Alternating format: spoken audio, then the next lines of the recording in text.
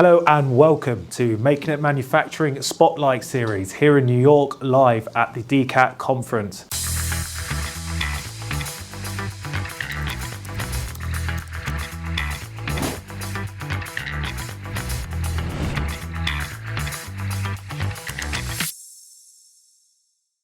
I have the pleasure of being joined by John Gagliardi today from Samsung Biologics. John, how are you today? I'm doing well, Harry. How are you? I'm very well, thank you. I'm a bit jet lagged, I'm not gonna lie. John, I guess, for our listeners, if you could just kind of give us an introduction into Samsung's part almost in the CDMO world.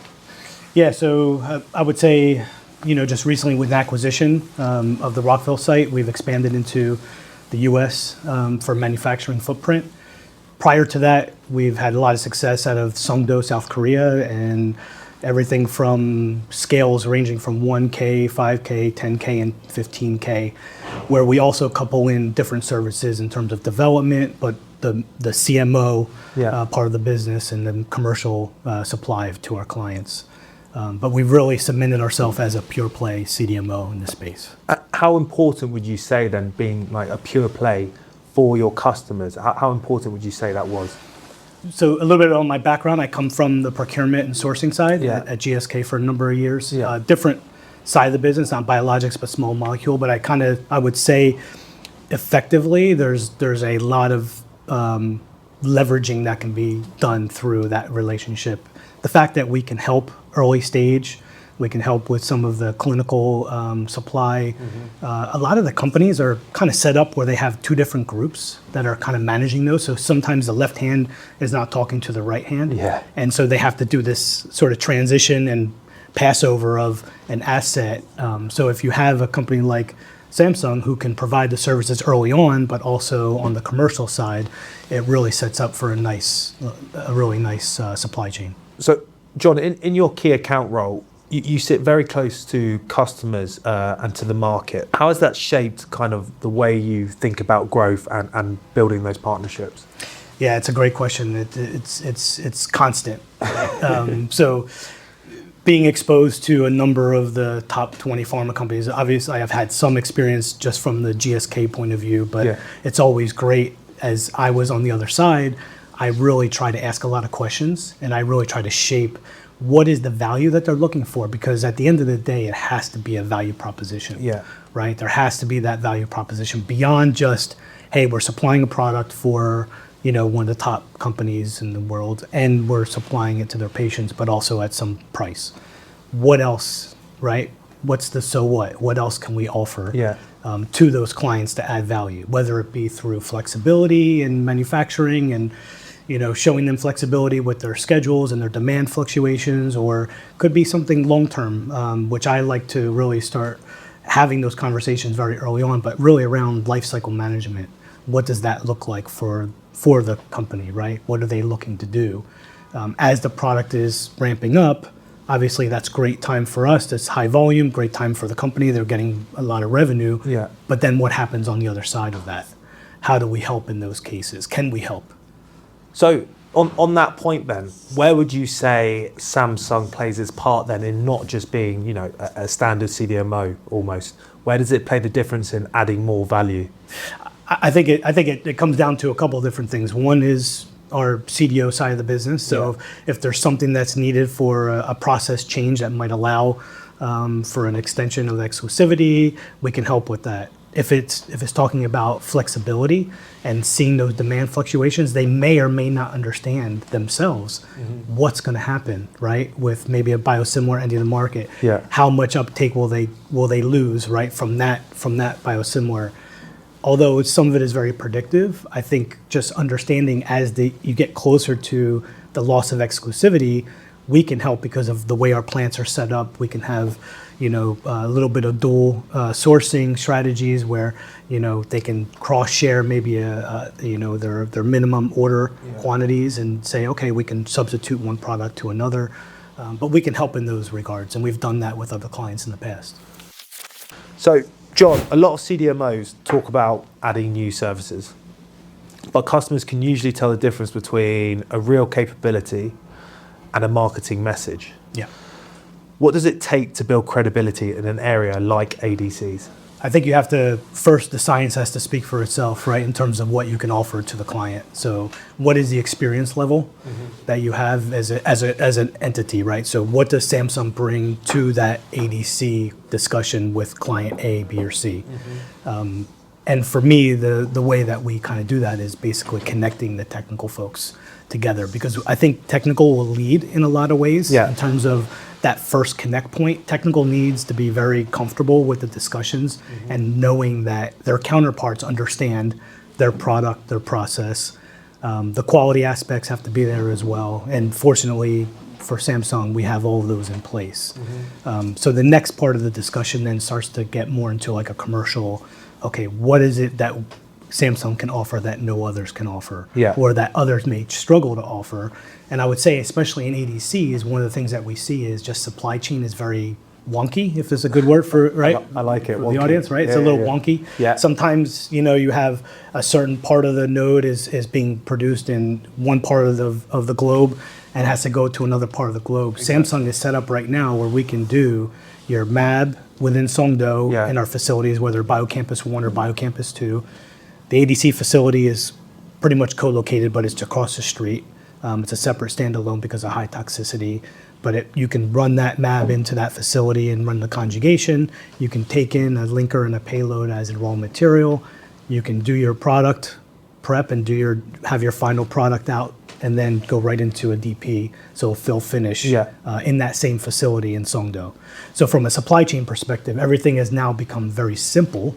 Not easy, but it's very simple in terms of, okay, you're not going from, I don't know, let's just say Asia Pac to the US and back somewhere else, right, to fulfill your supply chain, which I think is a huge benefit to the industry. I hear that a lot, that just traditionally ADCs on the market, their supply chains are very wonky. So also that means, from time perspective, you guys with your speed to the market as well, because you're not having to travel all over the globe for going through each stage.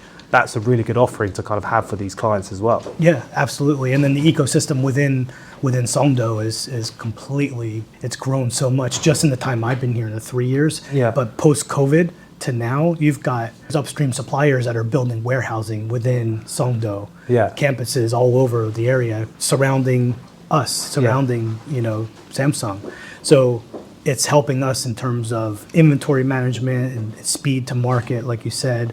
And there's a whole support network there that's really kind of organically growing. Very nice. I just want to dive back into something you said earlier. You were talking about kind of the technical team and how they go in first.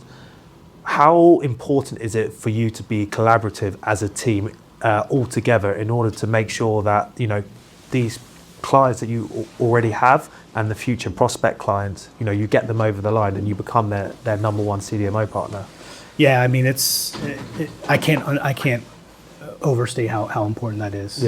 Because it's literally the keys. Right? You're not going to get anywhere unless you have that technical ability and that technical acumen, and so you have to get that out first and foremost. Most times, whenever there's a project that's even discussed at my level and my counterpart, the immediate first step is, okay, let's get the technical teams together. Let's get a list of questions. Let's understand exactly what you're looking for from your side of the business, right? So what is it that you have maybe concerns about, or you have questions around what our process might look like at our facility? Let's iron all that out. You have a series of those, might be one or two, before the client is really comfortable and saying, okay, we've checked that box. We are comfortable with that, and we can move forward with Samsung. One of the most interesting recent developments has been the Lilly Gateway Labs collaboration.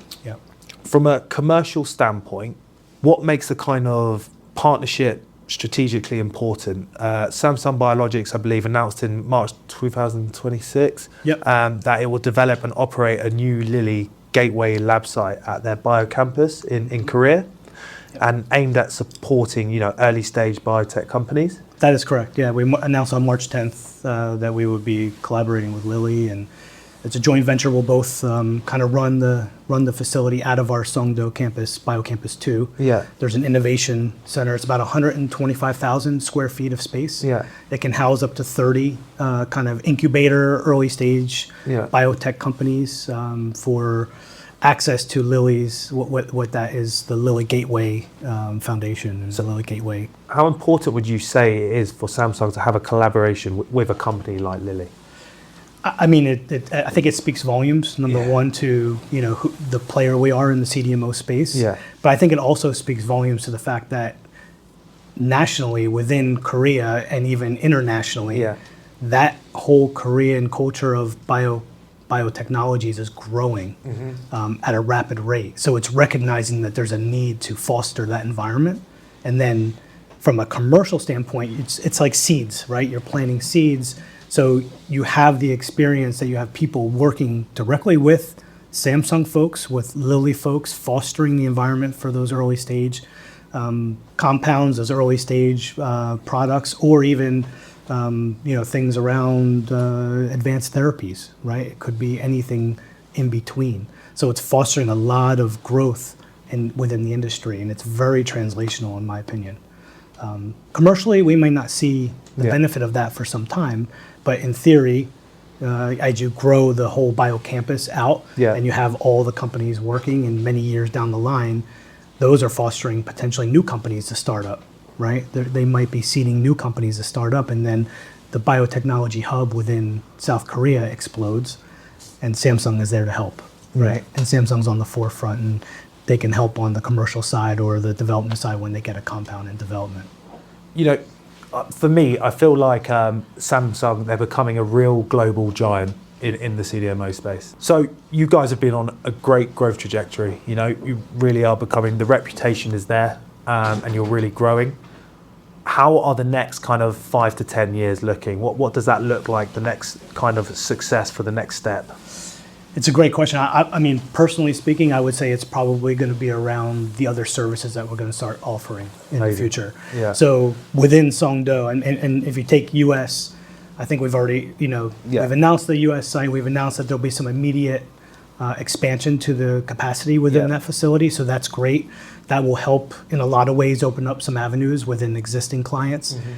But if you're looking at Songdo and what we're going to be doing in the next 5 years or so, it's around BioCampus 2, finishing out BioCampus 2, and then that's going to add additional MAB capacity up to 1.3 million liters for the industry.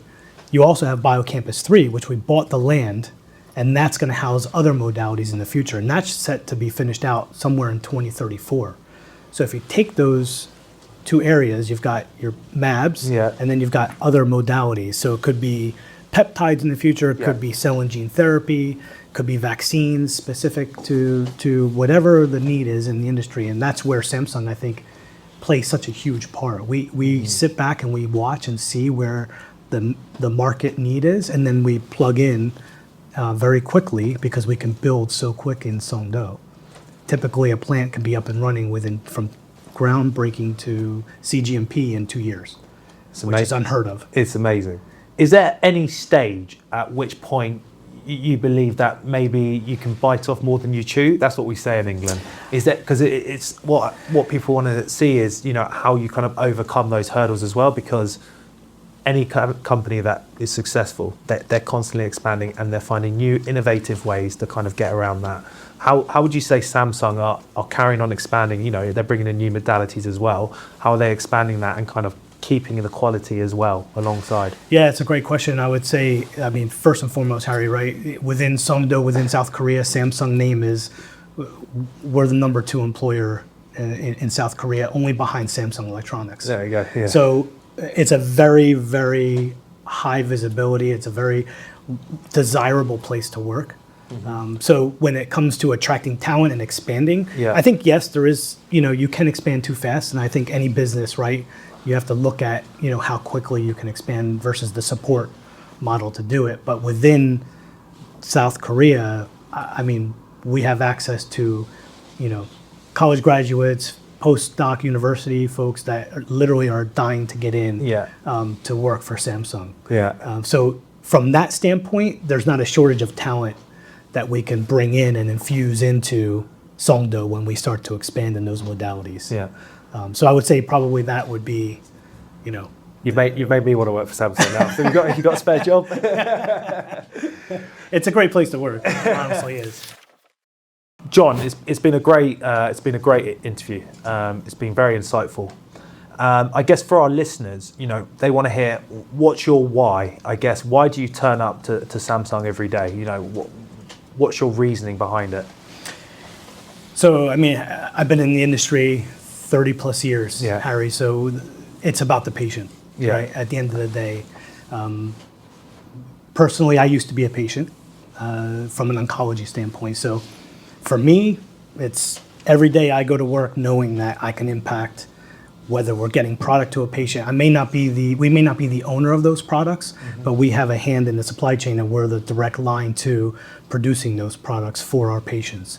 So every single day I get to touch multiple products, multiple companies, try to help and find solutions for maybe a supply chain issue or something else that might be happening within the business that we can help them with. And that's really what gets me going every day and what really drives me to do the best.